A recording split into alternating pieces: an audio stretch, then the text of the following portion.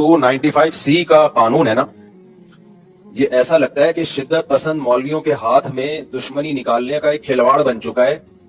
جب چاہو جس پہ چاہو توہین رسالت کا الزام لگاؤ.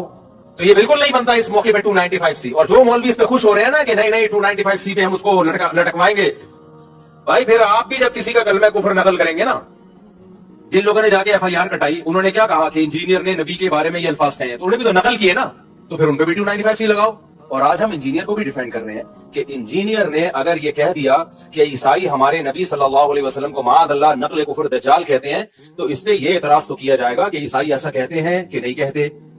سمجھ میں آ رہی ہے بات؟ یہ اعتراض تو کیا جائے گا، تو آپ ریفرنس دیں وغیرہ وغیرہ. یہ اعتراض نہیں کیا جائے گا کہ انجینئر نے نبی کی توہین کی ہے، کیونکہ انجینئر علی مرزا نے خود معاذ اللہ نقل کفر نبی کو دجال نہیں کہا ہے، کسی اور کی طرف نسبت کی ہے کہ نبی کیا ہے، معاذ اللہ نقل کفر دجال ہے، معاذ اللہ. کسی اور کی طرف نسبت کرنے سے انسان توہین رسالت کا مرتکب نہیں ہو جاتا. 295 اسرار کو انہوں نے ٹانگ دینا تھا کہ یہ کیا کر رہے ہیں. جو یہودی کہتے ہیں نا وہ انہوں نے یہودیوں کے ریفرنس سے خود نہیں نکالی ہے، نہ سمجھیے گا، لیکن مولویوں کے حساب سے انہوں نے نکالی ہے، کیونکہ یہ جب کافروں کے ریفرنس سے بھی آپ کو بات کریں تو کہتے ہیں انہیں کٹیاں نے. تو ڈاکٹر اسرار نے کہا کہ جی یہودی کہتے ہیں، اور وہ جس انداز میں انہوں نے کہا توبہ توبہ، یہ سن بھی نہیں سکتے. جادوگر، پاگل، ولد الحرام، ولد الزنا، دجال، پتہ نہیں کیا کیا لفظ بولے. میں ویڈیو لاواں گا انہوں دسنے واسطے کہ ڈاکٹر اسرار نے تہاڈی منڈی نہیں ٹھوکی. سارے ڈاکٹر اسرار کی بڑی تعریف کرتے ہیں، خصوصاً دیوبندی. کیونکہ عیسائی سمجھتے تھے کہ جسے ہم خدا سمجھتے ہیں اس کے قاتل یہ ہیں، انہوں نے سولی چڑھایا ہے. یہودی سمجھتے تھے کہ کافر جو تھا، مرتد جو تھا، جادوگر تھا، ولد الحرام تھا، ولد الزنا تھا، اسے یہ خدا کا بیٹا بنائے پھرتے ہیں. اب یہ اس قدر یعنی کنٹراسٹ ہے اتنی ایک دوسرے کے خلاف کہ ان کے اندر کوئی پوائنٹ آف میٹنگ ہے ہی نہیں. یہ تو آج کا ماڈرن دور ہے نا، لوگ ایک دوسرے کو ہیومن ڈگنیٹی میں رسپیکٹ دیتے ہیں. ادروائز صلیبی جنگیں جو مسلمانوں کی کرسچنز کے ساتھ ہوئی ہیں وہ کیوں ہوئی ہیں؟ بیزنٹین امپائر جو ایسٹرن رومن امپائر تھی، ان کے خلاف حضرت عمر کو یرموک کیوں لڑنی پڑی؟ ظاہر ہے وہ نبی اسلام کو نعوذ باللہ من ذالک جھوٹا پیغمبر سمجھتے تھے. اور اسی کے لیے شریعت کی ٹرم میں دجال کا ورڈ استعمال ہوتا ہے. بخاری مسلم میں حدیث ہے قیامت کو اس وقت تک قائم نہیں ہوگی جب تک کہ 30 جھوٹے دجال نہ پیدا ہو جائیں جو دعوے نبوت کریں گے. جو پیغمبر نہ ہو اور دعوے نبوت کرے اسے دجال کہا جاتا ہے شریعت کی ٹرم میں. ادروائز وہ پیغمبر ہے. لیکن اگر آپ کہیں میں اس کو پیغمبر تو نہیں مانتا لیکن اچھا انسان مانتا ہوں، اچھا انسان ایک ایسے شخص کو جو دعوے پیغمبری کر رہا ہے اور وہ پیغمبر نہیں ہے، تو اس کا مطلب ہے تم مکاری کر رہے ہو، اچھے انسان نہیں مانتے تم. کیونکہ اس سے بڑا تو برا انسان ہی کوئی نہیں ہو سکتا کہ جو پیغمبر نہ ہو اور دعوے پیغمبری کرے. یہ قرآن میں لکھا ہوا ہے سورۃ الانعام کے اندر. اللہ تعالیٰ نے فرمایا کہ اس سے بڑا ظالم کون جو اللہ پر جھوٹ باندھے اور کہے کہ میری طرف وحی آئی ہے حالانکہ اللہ نے اس کے پاس وحی نہ بھیجی ہو. 2 جگہ ہے سورۃ الانعام میں. یا پھر اس سے بڑھ کر ظالم کون جو اللہ کی آیات کا انکار کرے. یعنی سب سے بڑا دجال وہ ہوتا ہے جو جھوٹا دعوے نبوت کرے، اور اگر پیغمبر سچا ہو اور اس کا انکار کر دے اس کے زمانے میں کوئی، تو پھر وہ سب سے بڑا دجال اور کذاب ہوتا ہے. جس طرح اس امت میں ابو جہل تھا، ابو لہب تھا. آپ کو بات سمجھ آئی؟ لہذا کرسچنز اگر ہمارے نبی علیہ السلام کو پیغمبر نہیں مانتے تو الٹیمیٹلی پھر وہ ان کو ایک جھوٹا انسان سمجھتے ہیں جس نے دعوے نبوت کیا، نعوذ باللہ من ذالک. اور پچھلے دنوں میری جو ویڈیو انہوں نے آؤٹ آف کانٹیکسٹ کاٹی وہ تو میں کرسچنز کی فیور میں بات کر رہا تھا کہ دیکھو اسلام میں ٹالرنس کہ تم ہمارے پیغمبر کو نہیں مانتے، پھر بھی اللہ تعالیٰ نے اجازت دی ہے کہ کرسچن کی عورتوں کے ساتھ نکاح ہو سکتا ہے. ٹاپک یہ تھا، ٹاپک یہ نہیں تھا کہ یہ گالیاں دے رہے ہیں ہمارے پیغمبر کو.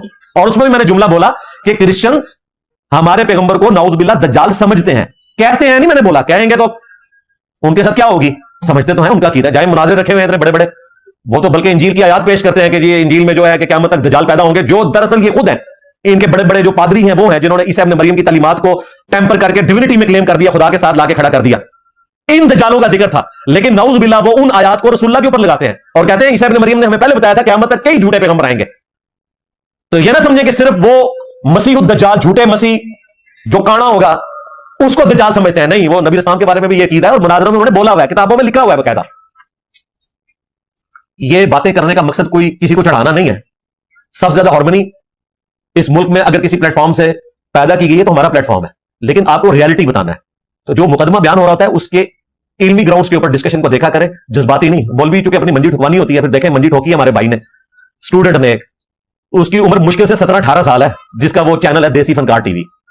بڑے بڑے فنکار جو ٹی وی کے ہیں نا وہ اس قسم کی میمز نہیں بنا سکتے، اس نے اپنے شوق سے بنائی ہے. اور دیکھ لیں کس طرح مولوی ایکسپوز ہو گئے. تو یہ مجھے ضمناً اس میں یاد آ گیا کیونکہ میں نے اس کو ٹاپک الگ سے نہیں بنانا تھا، اس لیے میں نے ضمناً ذکر کیا میمز کے لیے مٹیریل پرووائڈ کر دوں، کیونکہ میمز ان کا حق ہے، وہ ان کو ملنا چاہیے، کیونکہ انہیں علمی بات نہیں سمجھ آتی، میمز کے ذریعے ان کو سمجھ آ جاتی ہے. اور جو موٹے دماغ والے ہیں ان کو بھی میم سمجھ آتی ہیں. ہاں یہ تو علمی بحثیں سنجیدہ لوگوں کے لیے. ایران والوں نے اس دفعہ ایک بہت بڑی کانفرنس رکھی ہوئی ہے تہران کے اندر. ہر سال وہ کرتے ہیں. اس دفعہ جو انہوں نے کانفرنس رکھی ہے اس کا نام انہوں نے رکھا ہے پروفٹ آف مرسی، یعنی رحمت کا پیغمبر، رحمت للعالمین صلی اللہ علیہ وآلہ وسلم.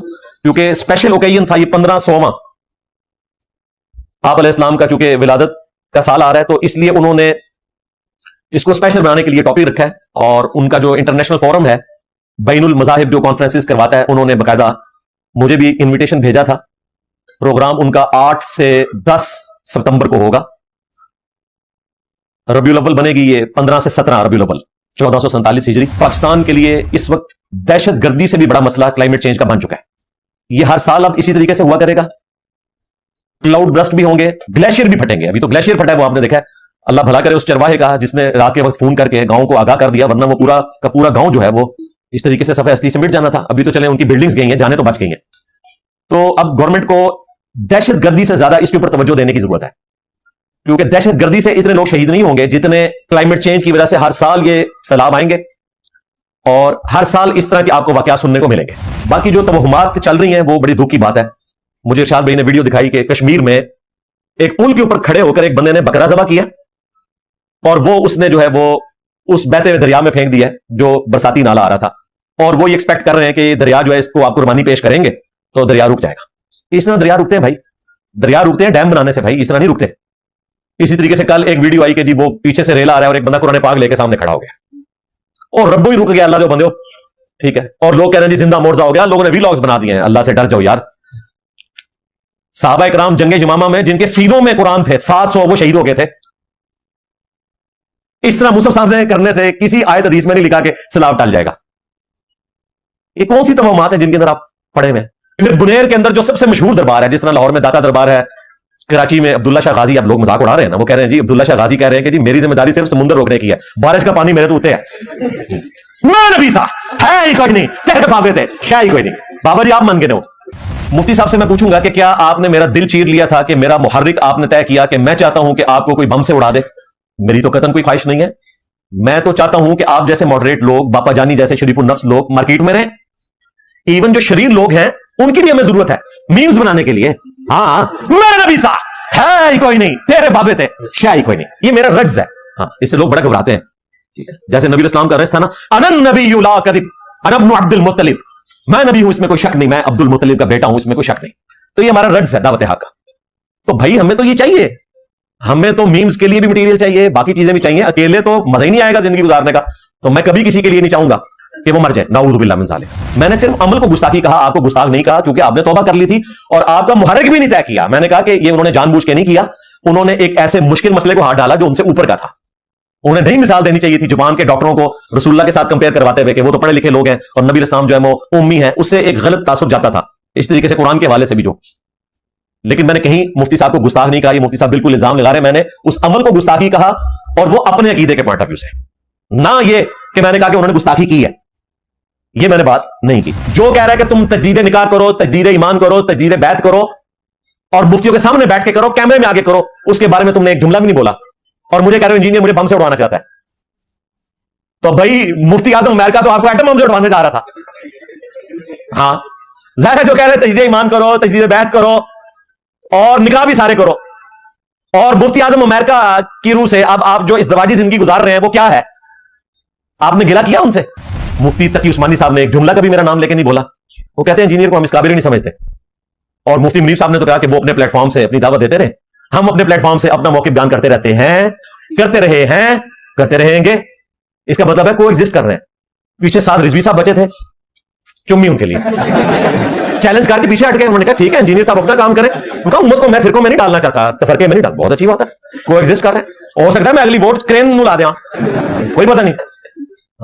مجھے بتائیں جو کچھ میں بریلویوں کے بارے میں کہتا ہوں کیا اہل حدیث کہتے ہیں میں غلط کہہ رہا ہوں؟ کہہ رہے بالکل ٹھیک کہتا ہے. رفع الجان دے زور دیا کرو انجینئر صاحب. جو کچھ میں اہل حدیث کے بارے میں کہتا ہوں جزید کے مسئلے میں اور باقی کرٹیکل ایشوز میں، بریلوی کہتے ہیں بالکل ٹھیک کر رہا ہے. اسی طریقے سے جو میں شیعہ کے بارے میں بات کرتا ہوں ماتم کے حوالے سے، عقیدہ امامت کے حوالے سے، سنی کہتے ہیں بالکل ٹھیک کر رہا ہے. تو میرے ساتھ سارے یہ ایگری کرتے ہیں. لوگ کہتے ہیں نا سارے انجینئر کے خلاف ہے، یہ اب جملہ غلط بول رہے ہیں. سارے میرے ساتھ ہیں ہر اس مسئلے میں جس میں उनके मुखालिफ शख्स की क्लास ली जा रही हो। जो लोग कहते हैं ना इंजीनियर साहब हमारे बुजुर्गों की खिदमत को नहीं मानते कि जी देखें कुरान बुखारी मुस्लिम भी तो आप तक हमारे बुजुर्गों ने पहुंचाया, बिल्कुल हम आपके सारे हजरत को भी मानते हैं और हजरत ग्यूटेनबर्ग को भी मानते हैं कि जिन्होंने प्रिंटिंग प्रेस बनाया और इनकी खिदमत आपके सारे हजरत से बढ़कर है। वरना बुखारी मुस्लिम अगर हुक्मरानों के पास पड़ी होती तो मेरे किस काम की थी? मेरे हाथ में तो हजरत ग्यूटेनबर्ग ने पहुंचाई है, उन्होंने प्रिंटिंग प्रेस बनाया, अदरवाइज मैं तो खरीद भी नहीं सकता था। उन दसों किन्होंने बुजुर्गों की ज्यादा खिदमत ने गोरिया ने बुजुर्गों की थोड़े बुजुर्गों की। हाँ तो फिर ठीक है, गोरों का दीन भी इख्तियार कर लो। और वो उसने जो प्रिंटिंग प्रेस बनाया था बाइबल को प्रिंट करने के लिए, तो इससे तो फिर क्रिश्चियनिटी हक में साबित होगी ना, क्योंकि उनकी खिदमत है इंसानियत के लिए। कहने नहीं कीदे नहीं लवांगे, तो बाबियां भी कीदे नहीं लवांगे, मेरे नबी सा है ही कोई नहीं, तेरे बाबे थे शाही कोई नहीं, लो सामो खिदमत आंदा कहना जी हजरत अली जवेरी हजरत मोइनुद्दीन तुम क्या करो, हजरत ग्यूटेनबर्ग पूछन एक कौन है उनको जिन्हें प्रिंटिंग प्रेस बनाया, क्योंकि हजरत तो किसी ने भी कुरान बुखारी मुस्लिम साढ़े तक नहीं पहुंचाया। प्रिंटिंग प्रेस ना होता उन्होंने अपना भी नहीं होना, कहां से लिखवाया? तो चंदे लेके बनाना सी उन्होंने। आज की डेट में मिलियंस में लिखा जाता है। अब ये कह रहे होंगे तारुफ कुरान दा हो रहा है, साडे बाबे इंजीनियर साहब ऐसे रगड़ रहे हैं, तुसी बाबे विच पवाए ने ना रगड़वाने वास्ते। हां बाबियां दे खाते कुरान हदीस नु पाया ना, तो फिर मैं हजरत ग्यूटेनबर्ग भी लेके आवांगा। हां जिंदा होता तो मैं हाफिजाउल्लाह भी कह देता, क्योंकि वो मर चुके हैं, मरे हुए बंदे को दुआ नहीं दी जा सकती नॉन मुस्लिम को। हजरत मैं इसका सवाब मुफ्ती साहब को ही पहुंच जाएगा इंशाअल्लाह ताला, जितने लोगों के लिए इस्लाह का बायस बनेगा। लिहाजा ये ना समझिएगा कि मैं मुफ्ती साहब को जवाब दे रहा हूं, मैं नॉन मुस्लिम्स को जवाब दे रहा हूं। मुफ्ती साहब की तौबा के बाद कोई गुंजाइश नहीं बनती कि हम इस चीज को बार बार हाईलाइट करें। मैं आज उनके जो वो अल्फाज थे जिसके ऊपर मैंने गिरफ्त की, वो ऑलमोस्ट 1 बिलियन के करीब लोग देख चुके हैं, यूट्यूब पे आप जाके वीडियो देख सकते हैं, उसे मैं आज डिस्कस नहीं करूंगा। जवाब नंबर 1, मुफ्ती साहब से मैं पूछूंगा कि क्या आपने मेरा दिल चीर लिया था कि मेरा मुहर्रिक आपने तय किया कि मैं चाहता हूं कि आपको कोई बम से उड़ा दे? मेरी तो कतन कोई ख्वाहिश नहीं है। मैं तो चाहता हूं कि आप जैसे मॉडरेट लोग, बापा जानी जैसे शरीफुल नफ्स लोग मार्केट में रहें। इवन जो शरीर लोग हैं उनकी भी हमें जरूरत है मीम्स बनाने के लिए। हां मेरे नबी सा है ही कोई नहीं, तेरे बाबे थे शाह ही कोई नहीं, ये मेरा रज्ज है। हाँ इससे लोग बड़ा घबराते हैं। ठीक है, जैसे नबी इस्लाम का रज्ज था ना, अनन नबी ला कदिब अन इब्नु अब्दुल मुत्तलिब, मैं नबी हूं इसमें कोई शक नहीं, मैं अब्दुल मुत्तलिब का बेटा हूं इसमें कोई शक नहीं। तो ये हमारा रज्ज है दावत हक का। तो भाई हमें तो ये चाहिए, हमें तो मीम्स के लिए भी मटेरियल चाहिए, बाकी चीजें भी चाहिए। अकेले तो मजा ही नहीं आएगा जिंदगी गुजारने का। तो मैं कभी किसी के लिए नहीं चाहूंगा कि वो मर जाए, नाऊज़ु बिल्लाह मिन ज़ालिक। मेरे दिल का मुहर्रिक आपने तय किया, हालांकि आपके दिल का मुहर्रिक मेरे बारे में कई बार जुबान से आ चुका है। मैंने तो कभी उसको गिला शिकवा बना के आपके ऊपर इस किस्म की कोई चढ़ाई नहीं की। मसलन वीडियोस में रिकॉर्ड है, इन्होंने कहा कि इंजीनियर को बैठाया गया है सिर्फ सहाबा पर भौंकने के लिए, यानी उन्होंने कहा कि इसको किसी ने लॉन्च किया है और सहाबा पर भौंकने के लिए। नाऊज़ु बिल्लाह मिन ज़ालिक।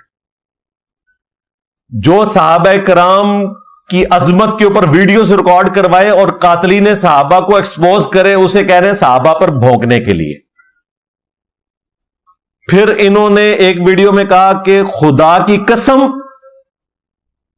ये बहुत बड़ी गुस्ताखी है और ये बंदा हमें नहीं चाहिए मेरे बारे में। जब आप कहते हैं ये बंदा हमें नहीं चाहिए तो इसका क्या मतलब है?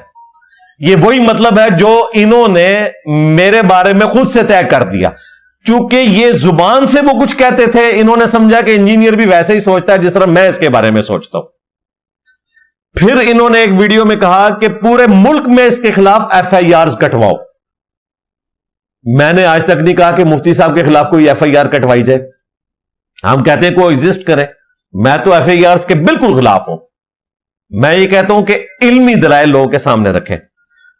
फिर इन्होंने कहा कि इंजीनियर के स्टूडेंट्स कादियानियों से ज्यादा ढीठ हैं, कादियानियों से ज्यादा ढीठ हैं। और यह वीडियो मैंने रिक्वेस्ट करके डिलीट करवाई, लेकिन चूंकि मार्केट में आ चुकी थी और लोगों ने अपलोड कर दी, लेकिन मुफ्ती साहब ने अपना गुस्सा चूंकि निकाल लिया था, वो मार्केट में आ गया। मैं उनको अप्रिशिएट करता हूं, उन्होंने मेरे कहने के ऊपर वो वीडियो हटा दी। उन्हें एहसास हुआ कि मुझे ये नहीं बोलना चाहिए था। फिर इन्होंने मुझे पागल भी डिक्लेयर किया और अपने एक छोटू मुफ्ती के आउट ऑफ कॉन्टेक्स्ट मेरे काटे हुए क्लिप्स की बुनियाद पे इसने कहा कि इंजीनियर जो है वो पागल है, पहले कुछ और कहता है बाद में कुछ और कहता है। वो तो अल्लाह के बंदों, मैंने कुरान से फिर कई मिसालें दी हैं कि अल्लाह ताला ने एक जगह क्या कहा हुआ है, दूसरी जगह क्या कहा हुआ है। दोनों बातें अपनी जगह दुरुस्त होती हैं, ऑप्टिमल सोल्यूशन होता है, इसे तत्बीक कहा जाता है। कुरान में इसकी दर्जनों नहीं सैकड़ों मिसालें मौजूद हैं।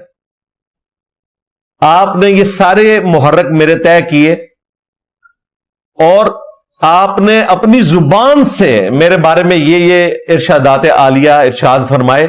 मैंने तो कभी आपसे गिला नहीं किया। आपने तो कहा कि ये बंदा हमें नहीं चाहिए। इससे बड़ी और क्या बात हो सकती थी? जवाब नंबर 2, ये पंचतन पाक की निस्बत से मैंने 5 छोटे छोटे जवाब रखे हैं। दूसरा जवाब, जब मुफ्ती साहब के ऊपर इल्जाम लगा, मुफ्ती साहब को अगर किसी ने सपोर्ट किया है ना नॉन देवबंदी प्लेटफॉर्म से, तो सिर्फ हमारा प्लेटफॉर्म था। बाकी सारे फिरके तो इंतजार में बैठे हुए थे। टीएलपी वालों ने तो जाके धरना दे दिया था उनके मोहल्ले में जो थाना है कि जब तक एफआईआर नहीं कटेगी हम उठेंगे नहीं। वो तो चूंकि आपको पता है कि इनका मदरसा एस्टैब्लिशमेंट को सपोर्ट करता है, एस्टैब्लिशमेंट इनको सपोर्ट करती है, उनकी इन्वॉल्वमेंट की वजह से ये सारा फितना टल गया। अदरवाइज वो तो पीछे थे। हमने सपोर्ट किया, तमाम स्टूडेंट्स ने सपोर्ट किया। मेरी वीडियो तो बाद में आई, उसी दिन मैंने उनकी वीडियो के नीचे कमेंट्स किए कि मुफ्ती साहब के तौबा करने के बाद किसी को हक नहीं पहुंचता कि उनके ऊपर कोई फतवा लगाए, और वो कमेंट्स उन्होंने पिन भी किए, पोस्ट अलग से लगाई, पूरी वीडियो रिकॉर्ड करवाई। उससे भी 1 साल पहले सैयदना अली के बारे में अनजाने में इनसे कुछ अल्फाज निकल गए। बेसिकली सैयदना अली के बारे में नहीं निकले थे, लेकिन उलमा की जो गिरफ्त है उसमें तो ये आते थे कि ये ढीठ किस्म के जो दामाद हैं उनका जिक्र कर रहे थे, और ये अल्फाज वो ढीठ दामाद और इस किस्म के अल्फाज इस्तेमाल कर रहे थे, और साथ ही उन्होंने हजरत अली का जिक्र कर दिया जो रसूलुल्लाह के दामाद हैं सल्लल्लाहु अलैहि वसल्लम। एफआईआर इन पे कट गई, लाखों रुपया दे के वो एफआईआर फारिग करवाई गई है। मुझे इनके करीबी लोगों ने बताया, लाखों रुपया। उस वक्त बड़ा अच्छा मौका था, मैं भी रगड़ा लगाता। उन दिनों में तो हमारी वो कोल्ड वार हार्ट वार बनी हुई थी, इल्मी वार की मैं बात कर रहा हूं। मैंने वीडियो इनके हक में रिकॉर्ड करवाई, 1 बिलियन से ज्यादा लोग उस वीडियो को देख चुके हैं। तो मैंने तो कभी इस तरह इनकी जिंदगी के पीछे पड़ के और इन्हें वल्नरेबल करने की कोशिश नहीं की। जवाब नंबर 3, यह टेक्निकल बात है उलमा के लिए। मेरी पूरी वीडियो उठाएं, मैंने किसी जगह नहीं कहा कि मुफ्ती तारिक मसूद साहब गुस्ताख हैं। मैंने आपके अमल को गुस्ताखी कहा था, इसलिए कि मेरा ईमान है कि कुरान पाक को किसी कातबीन वही में से किसी ने गलत नहीं लिखा, और वो गलती आज तक नहीं चलती आ रही। ना कुरान पाक में कोई ग्रामर के पॉइंट ऑफ व्यू से, ना डिक्शनरी के पॉइंट ऑफ व्यू से कोई एरर मौजूद है। यह मेरा अकीदा है। जब मैं इस अकीदे को बयान करता हूं, इस अकीदे के खिलाफ कोई बात करेगा तो मैं उसे गुस्ताखी समझूंगा। हां, मैं मुहर्रिक नहीं तय करूंगा। मैंने कहा कि मुफ्ती साहब से सबकत लिसानी की वजह से यह सब कुछ हुआ, और वो अपने जाम में कुरान का दिफा करने की कोशिश कर रहे थे, लेकिन अल्फाज ऐसे निकल गए जो गुस्ताखी हैं। लेकिन मुफ्ती साहब को मैंने गुस्ताख नहीं कहा। इसीलिए मैंने कहा कि मुफ्ती साहब ने जब तौबा कर ली तो यह मामला खत्म होना चाहिए। लिहाजा मुफ्ती साहब का यह गिला करना कि मैंने उन्हें गुस्ताख कहा है, यह बिल्कुल झूठ है। वो मैंने अपने ईमान का इजहार किया। अगर मैंने गुस्ताख कहा होता ना तो मैं कहता कि मुफ्ती साहब 4 निकाह दोबारा करें। तजदीद निकाह होता है, तजदीद ईमान भी करें और तजदीद बैत भी करें, क्योंकि यह खिलाफत वाला सिलसिला भी इनका है। सूफी है ना, देवबंदी हयाती सूफी होते हैं। तो मैंने ना तजदीद बैत की डिमांड की, ना तजदीद निकाह की, और ना तजदीद ईमान की। अल्लाह का शुक्र है, मैंने सिर्फ अमल को गुस्ताखी कहा, आपको गुस्ताख नहीं कहा, क्योंकि आपने तौबा कर ली थी और आपका मुहर्रिक भी नहीं तय किया। मैंने कहा कि ये उन्होंने जानबूझ के नहीं किया, انہوں نے ایک ایسے مشکل مسئلے کو ہاتھ ڈالا جو ان سے اوپر کا تھا. انہیں نہیں مثال دینی چاہیے تھی جاپان کے ڈاکٹروں کو رسول اللہ کے ساتھ کمپیئر کرواتے ہوئے کہ وہ تو پڑھے لکھے لوگ ہیں اور نبی علیہ السلام جو ہے وہ امی ہے. اس سے ایک غلط تاثر جاتا تھا. اس طریقے سے قرآن کے حوالے سے بھی جو.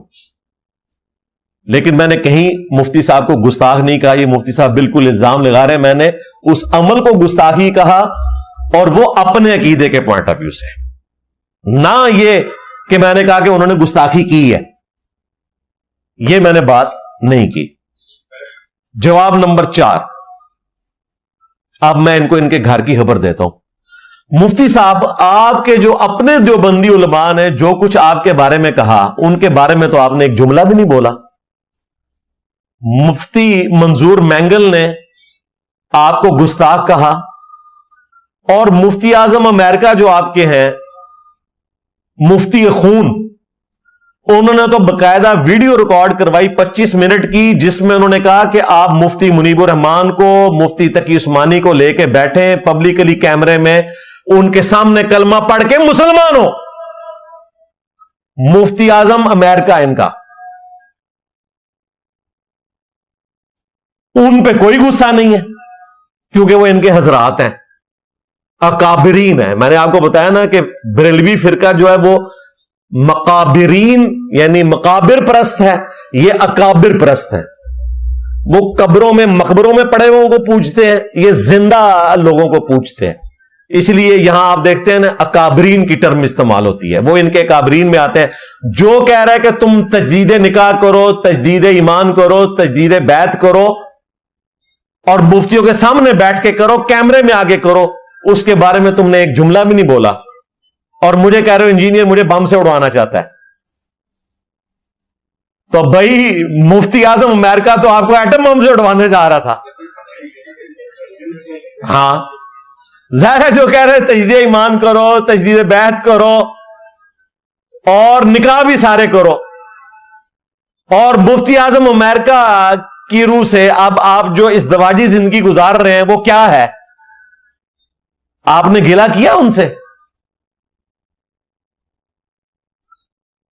کیونکہ صرف توبہ کو نہیں وہ مان رہے تھے, وہ کہہ رہے تھے توبہ کافی نہیں ہے, تجدید ایمان تجدید نکاح بھی کرنا ہے. وہ تو انہوں نے نہیں کیا مفتی صاحب نے.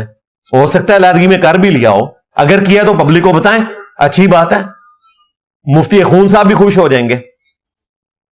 ان کے بارے میں ایک جملہ نہ بولا, صرف میرے بارے میں, اس لیے کہ میں سافٹ ٹارگٹ ہوں. تو میں سافٹ ٹارگٹ بالکل نہیں ہوں, میں چلتی پھرتی 302 جے ٹھوک دیا گجے میں, کیونکہ ہمارے اس پلیٹ فارم کی لیگیسی رسول اللہ کی لیگیسی ہے. بالکل صلی اللہ علیہ وآلہ وسلم. جو رسول اللہ کے ساتھ غداری کرے گا, ان کی دعوت حق کے ساتھ غداری کرے گا, تو اس کے لیے ہمارا ایک رٹز ہی کافی ہے. میرے نبی سا ہے ہی کوئی نہیں, تیرے بابے تے شے ہی کوئی نہیں. جواب نمبر 5, سب سے خطرناک چیز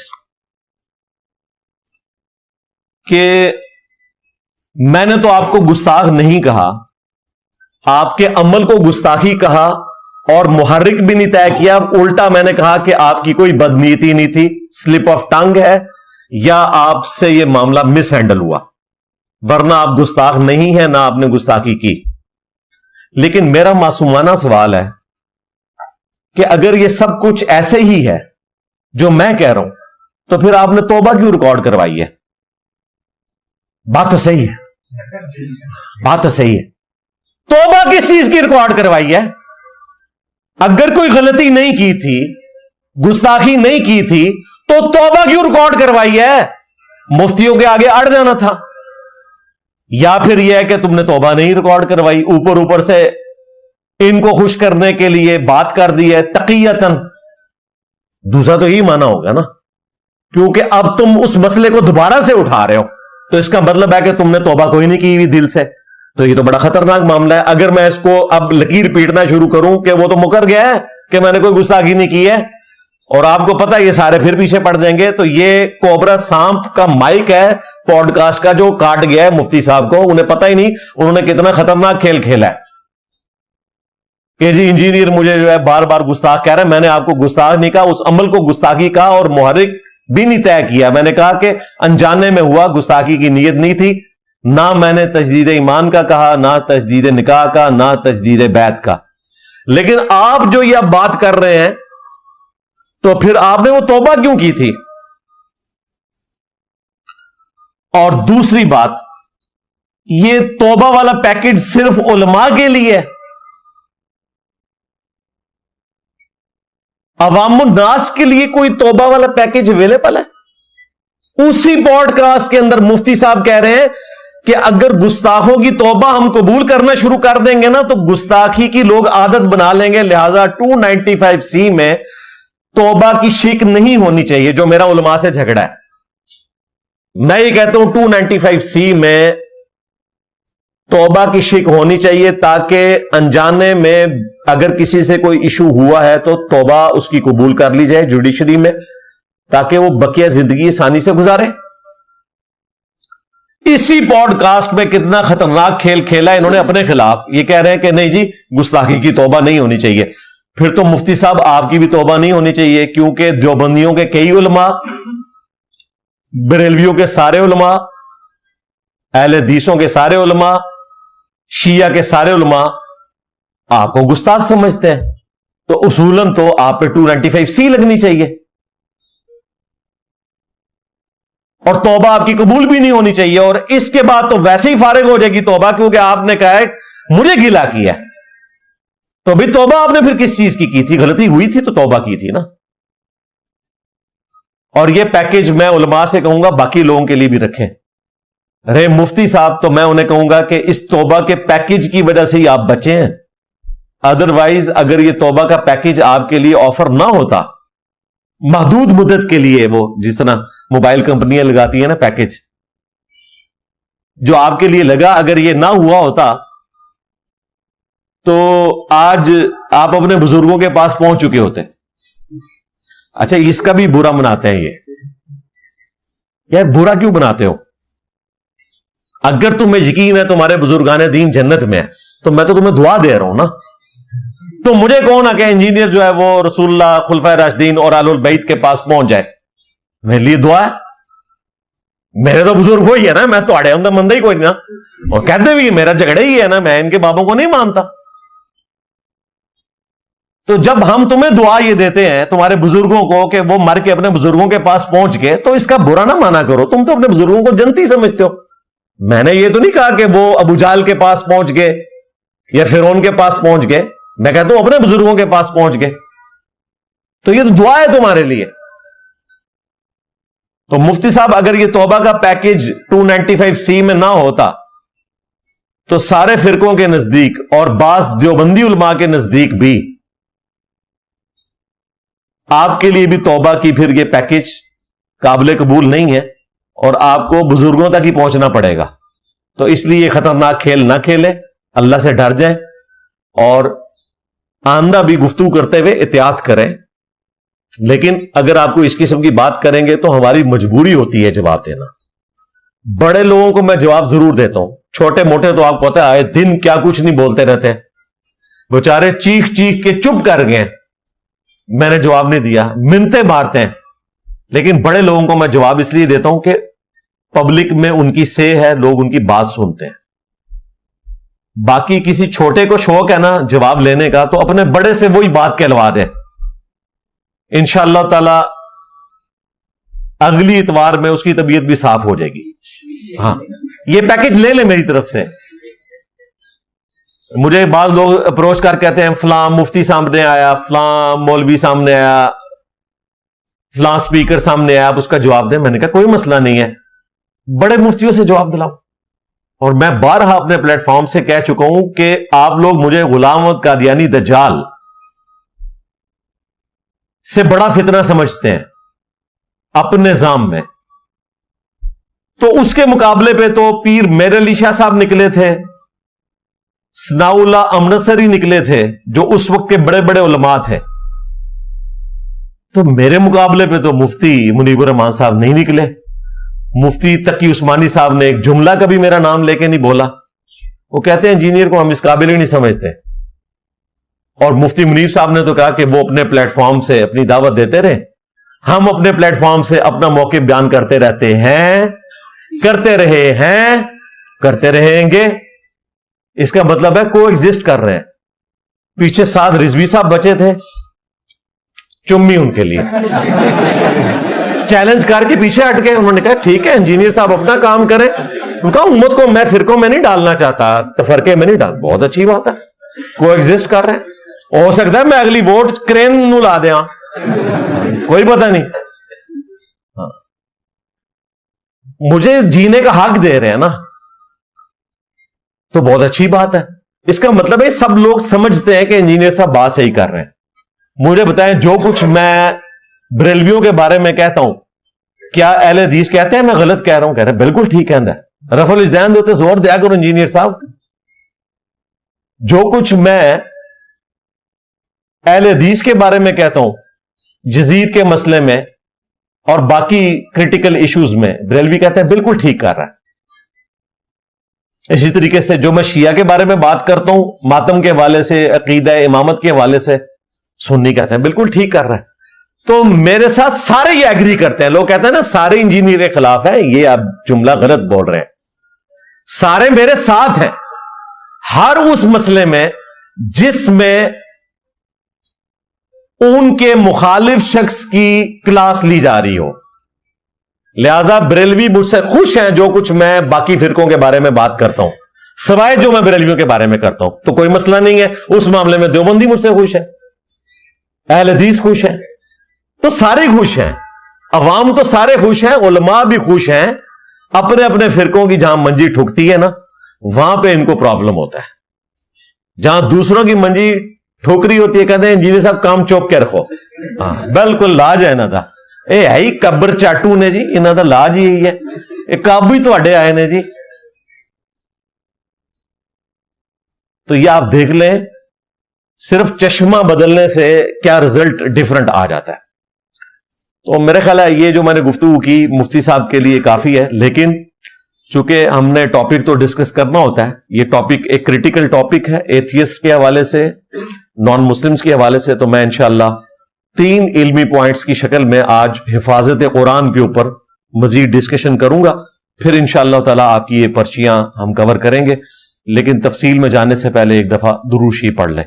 اللہم صلی علی محمد وعلی آل محمد واصحاب محمد وازواج محمد وامت محمد اجمعین الی یوم الدین آمین.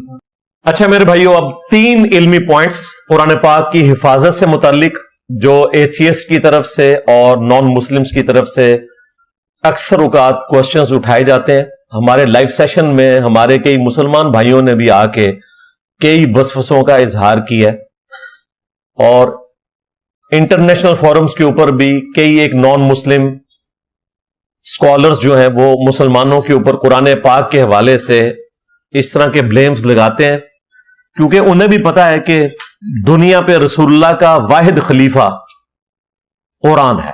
آپ صلی اللہ علیہ وآلہ وسلم کا واحد معجزہ ختم نبوت کی برکت سے، چونکہ قیامت تک کے لیے آپ علیہ السلام اللہ کے پیغمبر ہیں، آپ کے بعد کسی پیغمبر نے نہیں آنا، تو یہ آپ کا خلیفہ ہے دنیا پر.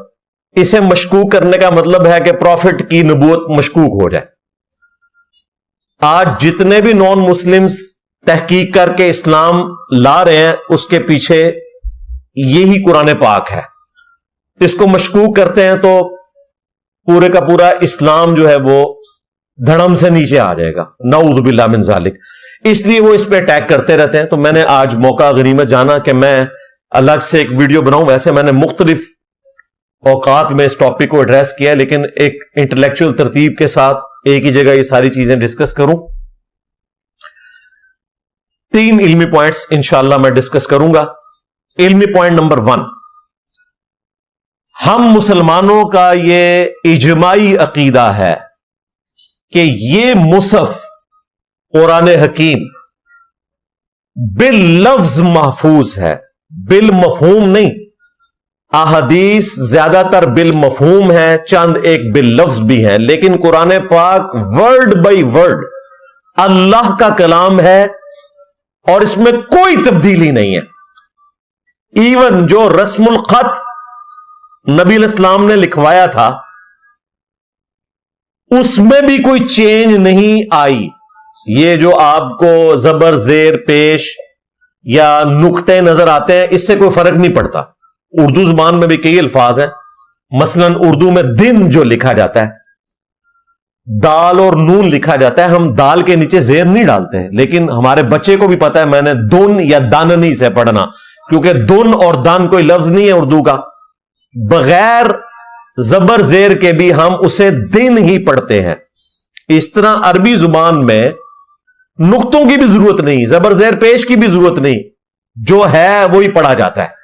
اور جو نبی علیہ السلام نے کاتبین وحی کے ذریعے لکھوائی تھی چیز اللہ تعالیٰ کی وحی کی تائید کے ساتھ، اسی طریقے سے آج تک چل رہی ہے۔ حضرت جبرائیل علیہ السلام نے نبی صلی اللہ علیہ وآلہ وسلم پر قرآن کو اللہ کے اذن سے نازل کیا اور ترتیب بھی انہوں نے لگوائی۔ قرآن پاک میں کوئی گرامر کی غلطی موجود نہیں ہے، کوئی ڈکشنری کی غلطی موجود نہیں ہے۔ اگر کوئی ڈکشنری یا گرامر کی بنیاد کے اوپر قرآن میں کوئی عیب نکالنے کی کوشش کرے تو اپنی عقل کا علاج کروائے۔ اس کی وجہ یہ ہے کہ عربی زبان کی گرامر اور ڈکشنری بعد میں بنی ہے، زبان پہلے وجود میں آتی ہے۔ گرامر عربی دانوں کے لیے نہیں ہوتی ہے، ان نان عربک لوگوں کے لیے ہوتی ہے۔ جس طرح ہمیں پنجابی اور اردو کی گرامر سیکھنی نہیں پڑتی، ہماری مادری لینگویج ہے۔ ہاں، کسی نان پنجابی کو پنجابی سکھانی پڑے گی نا تو پھر اسے بتانا پڑے گا کہ یہ آپ نے ٹینس یوز کرنے ہیں، یہ آپ نے وربز یوز کرنے ہیں، پریپوزیشن یوز کرنی ہے۔ ہم تو بچپن سے بول رہے ہیں، ہم اہل زبان ہیں۔ اسی طریقے سے جو انگلش میں اہل زبان ہیں انہیں انگریزی سیکھنے کے لیے ٹینس سیکھنے کی ضرورت نہیں ہے، ٹینس ہمیں سیکھنے پڑتے ہیں۔ گرامر اور ڈکشنری بنائی جاتی ہے دوسری زبان کے لوگوں کے لیے کہ اسے سیکھیں، لہذا گرامر اور ڈکشنری کے اوپر قرآن پاک کو پیش نہیں کیا جائے گا۔ قرآن پاک اس سے مقدم ہے، وہ اس سے پہلے موجود ہے، اس کی بنیاد کے اوپر رولز بنائے جاتے ہیں۔ مثلا اگر کوئی شخص انگریزی میں کہتا ہے جی یہ سٹی کے جو سپیلنگ ہے اس میں CITY، سی جو ہے یہ ایس کی آواز دے رہا ہے، اور کینٹونمنٹ میں کینٹ میں سی جو ہے وہ کے کی آواز کیوں دے رہا ہے؟ تو اس کا جواب یہ ہوگا کہ اہل زبان اسے ایسے ہی بولتے ہیں، یہ ان کی زبان ہے، اس کو ایسا ہی بولنا ہوگا۔ اسی طریقے سے اردو زبان میں کیا اور کیا لکھنے میں تو ایک جیسے ہیں، لیکن جب جملے میں آئیں گے تو آپ کو پتا چل جائے گا کہ یہ کیا لکھا ہوا ہے یا کیا لکھا ہوا ہے۔ کیا تو سوالیہ نشان کے لیے اور کیا کرنے کے لیے، دونوں ایک طرح لکھے جاتے ہیں، بولنے میں فرق ہے، لیکن جملے میں جب لکھا ہوگا تو آپ کو پتا چل جائے گا۔ مثلا میں آپ سے جب پوچھوں گا کیا آپ لاہور گئے، یہ لکھ کر آپ کو میں دوں تو آپ یہ نہیں پڑھیں گے کہ کیا آپ لاہور گئے۔ اسی طریقے سے آپ نے اپنے گھر کا کام کیا تو اس کو کوئی نہیں پڑھے گا کہ آپ نے اپنے گھر کا کام کیا، یہ نہیں پڑھے گا۔ ہمیں پتہ ہے ہم اہل زبان ہیں، اس طرح عربی بھی اہل زبان ہے، اور قرآن پاک عربی زبان سے مقدم ہے، وہ بعد میں ڈیولپ کی گئی، اور یہ قرآن کی برکت ہے کہ عربی آج تک زندہ ہے، ورنہ 100 سال کے اندر ایک زبان ٹرانسفارم ہو جاتی ہے۔ 8 سے 70-80 سال پہلے کی ذرا اردو کی کتابیں آپ نکال کے پڑھیں، آوے گا جاوے گا، ہم تو نہیں کہتے، ہم کہتے ہیں آئے گا جائے گا۔ اعلی حضرت نے ترجمہ کیا، ہم نے اے مشرکین عرب تم سے پہلے کئی سنگتیں ہلاک کر دی۔ آج ترجمہ ہوتا ہے کئی قومیں ہلاک کر دی۔ سنگت لفظ ہم اردو میں بہت کم استعمال کرتے ہیں، تو اسی لیے اب جو پرانے ترجمے ہیں ان کے ساتھ بریکٹیں بھی لگتی ہیں۔ اور آج کی اردو میں اسے ٹرانسلیٹ کیا جاتا ہے. اس لیے تو اب نئے نئے ترجمے مارکیٹ میں آ رہے ہیں نا, اس وجہ سے کہ اردو زبان چینج ہو چکی ہے, انگریزی چینج ہو چکی ہے, لیکن عربی زبان قرآن کی برکت سے آج بھی زندہ ہے. ہاں جو کچھ چیزیں بعد میں ایڈ ہوئی, ظاہر ہے کہ اب ویڈیو کیمرہ بعد میں آیا تو اس کے لیے ڈکشنری میں لفظ بعد میں ہی ایڈ ہوگا نا, سپیکر کا لفظ بعد میں آیا تو بعد میں ایڈ ہوگا نا, لیکن جو اس زمانے میں چیزیں تھیں ان کے لیے جو الفاظ تھے آج بھی وہی الفاظ استعمال ہوتے ہیں, وہی پریپوزیشنز استعمال ہوتی ہیں. قرآن نے عربی زبان کو زندہ رکھا ہوا ہے. آج بھی آپ عرب کے کسی بدو سے جا کے قرآن پاک کو ڈسکس کریں, جو ان پڑھ جاہل ہوگا نا وہ بھی آپ کو بتا دے گا, اگر اسے کوئی اور دوسری زبان آتی ہے, کہ اس کا مطلب کیا ہے. آج بھی 1.5 کروڑ کرسچنز ایسے ہیں جو بائی برتھ عربک لینگویج جانتے ہیں, جو عربی کرسچنز ہیں. انہیں قرآن پاک کا ترجمہ دینے کی ضرورت نہیں, وہ قرآن پاک عربی میں پڑھ کے ہم مسلمانوں کے علماء سے بہتر سمجھ سکتے ہیں, کیونکہ ان کی زبان ہے.